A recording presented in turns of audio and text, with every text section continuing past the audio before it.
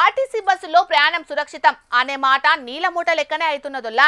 బస్సులకయ్యే టక్కర్ల కంటే ఎక్కువ ఆడోళ్ల ఫైటింగ్లతోని ప్రయాణాలు నిమ్మలంగా లేకుండా అవుతున్నాయని ఎన్నో వార్తలు చూసిన మాడాడా. ఇంకా చూస్తూనే ఉన్నాం కూడా. ఇవి చాలే అన్నట్టు ఆర్టీసీని భుజాన ఎత్తుకొని నిలబెడుతున్న ప్రైమ్ కస్టమర్లకు సురక్షితమే కాదు, స్వేచ్ఛ కూడా లేకుండా అవుతున్నది.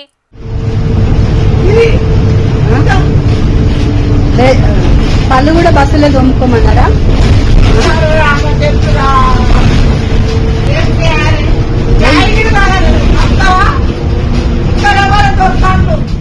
అయ్యో పాపం, కండక్టర్ అక్కకు పెద్ద కష్టమే వచ్చింది కదా.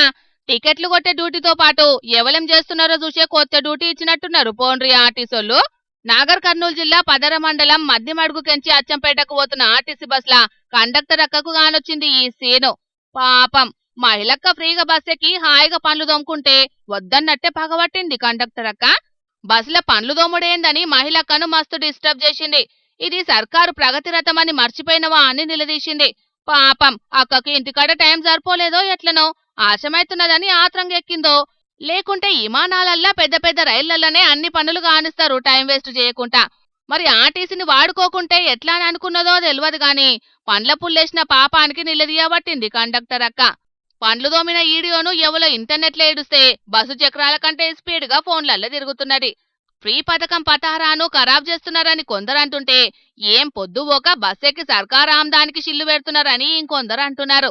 ఏ మాటకు ఆ మాటనే గాని బస్సులల్లా మహిళలకు స్వేచ్ఛ లేకుండా అవుతున్నది పోన్రి.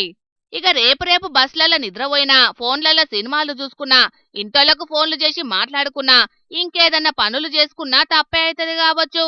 మహిళక్కలు బస్సులో కూర్చొని ఏం పనులు చేయకుండా రేపు చట్టాలు చెత్తరు కావచ్చని అనుకోబట్టిండ్రు కండక్టర్ అక్క మాటలిన్నోళ్ళు.